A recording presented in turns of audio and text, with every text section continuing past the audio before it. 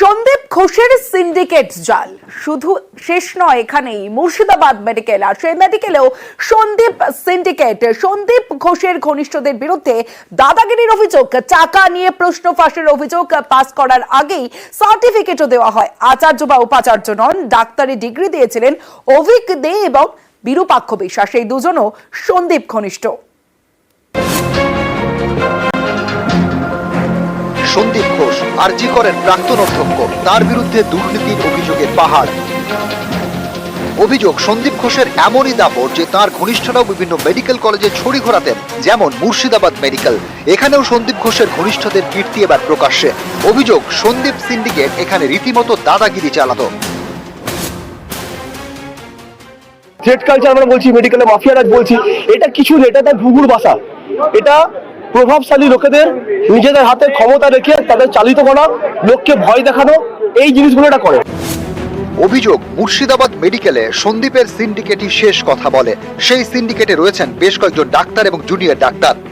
রাজীব সান্যাল, সুমন বিশ্বাস, চঞ্চল ভূঁইয়া, জাকির হোসেন, সায়ন্তন প্রজ্ঞা বিশ্বাস, প্রসূন বিশ্বাস এবং ঋত্বিক বিশ্বাস, এই ডাক্তাররা সকলেই সন্দীপ সিন্ডিকেটের সদস্য বলে অভিযোগ।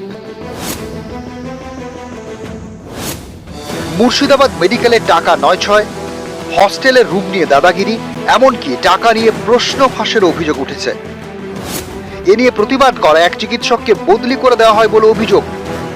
এমএসভিপি এবং পরবর্তীকালে আরজি কর মেডিকেল কলেজের প্রিন্সিপাল হন, তখনই উত্তরবঙ্গ লবি যেভাবে তার প্রভাব বিস্তার করে, তার মধ্যে তিনি মুর্শিদাবাদ মেডিকেল কলেজেও তার ঘুঁটিগুলো সাজাতে থাকেন। এবং আস্তে আস্তে দেখা যায় যে এখানেও সেই স্বৈরাচারতন্ত্র কায়েম হয়, পরীক্ষা ব্যবস্থা ডকে ওঠে এবং গণটোকাটুকি টাকা দাবি করা হতো, এবং সেটা চিকিৎসকদের থেকে এবং অন্যান্য চিকিৎসা প্রতিষ্ঠান যারা বেসরকারি তাদের থেকেও নেওয়া হতো। এই সিন্ডিকেট রাজ কায়েম হলো দুর্ভাগ্যজনক, এবং এই চক্র, অশুভ চক্রই কিন্তু আমাকে বদলি করে দিল। আরজি করে দুর্নীতির অভিযোগে গত বছর অধ্যক্ষ সন্দীপ ঘোষকে সরিয়ে দেওয়া হয়। 2023 সালের মে মাসে তাকে মুর্শিদাবাদ মেডিকেলে বদলি করা হয়। কিন্তু সন্দীপ ঘোষ এমনই প্রভাবশালী যে 48 ঘন্টার মধ্যে তার বদলির নির্দেশ প্রত্যাহার করা হয়। এরপর 2023 সেপ্টেম্বরে ফের তাকে মুর্শিদাবাদ মেডিকেলে বদলি করা হয়। কিন্তু এক মাসের মধ্যে ফের আরজি করের অধ্যক্ষ চেয়ার ফিরে পান সন্দীপ কলকাতায় ফিরলেও মুর্শিদাবাদ মেডিকেলে সক্রিয় হয়ে ওঠে সন্দীপ সিন্ডিকেট। যে সিন্ডিকেটের সদস্যদের বিরুদ্ধে ভুরি ভুরি অভিযোগ কেউ মেডিকেল অফিসার হয়ে হাসপাতালে যান না, কেউ আবার শ্লীলতাহানি করেও পার পেয়ে যান বলে অভিযোগ। ডক্টর জাকির হোসেন আসেন, কিন্তু বেশিরভাগ দিনই তিনি অনুপস্থিত থাকেন এবং তিনি দিল্লিতে কোনো এক কাজে যান বারবার করে, এটা কিন্তু আমার কাছে কমপ্লেন ছিল। ডক্টর রাজীব সান্যাল, উনি মেজর, তার বিরুদ্ধে বেশ কিছু অভিযোগ ছিল, সুনির্দিষ্ট অভিযোগ। একটা ছিল শ্লীলতাহানির অভিযোগ। তার জন্য তদানীন্তন সিএমওচ একটা কমিটি গঠন করেন, কিন্তু তারপরে সেই উত্তরবঙ্গ লবি প্রভাব খাটিয়ে ডক্টর সুমন বিশ্বাসের মাধ্যমে এই তদন্ত ধামাচাপা পড়ে যায়।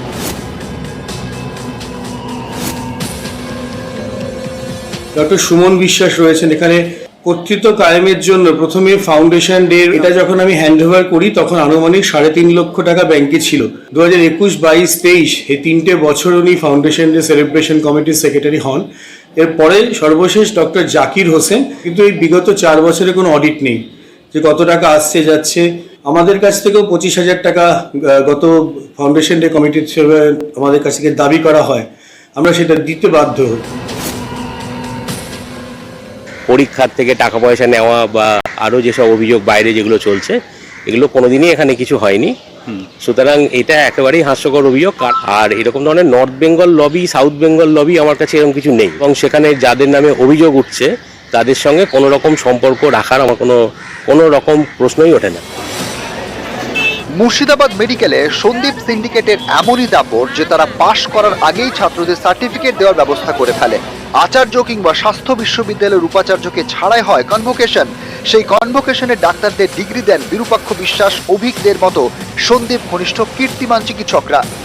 কনভোকেশনে পাশের আগে আমি নিয়েছি, তাহলে আমি বলবো যে আমি পাশ করবো কি আমি ফেল করবো সেটা আমি জানি না, কারণ পরীক্ষা দিতে হবে, পরীক্ষার রেজাল্ট কবে বেরোবে 3 মাস পর। কিন্তু আমার যে 6 বছরের যারা বন্ধু, তাদের যে কনভোকেশন, সেই কনভোকেশনে আমি অংশগ্রহণ করতে চেয়েছিলাম। 5 বছরের যে স্মৃতিগুলো, সেগুলো তো আর সাথে থাকবে না যদি ওদের সঙ্গে আমি না নিই।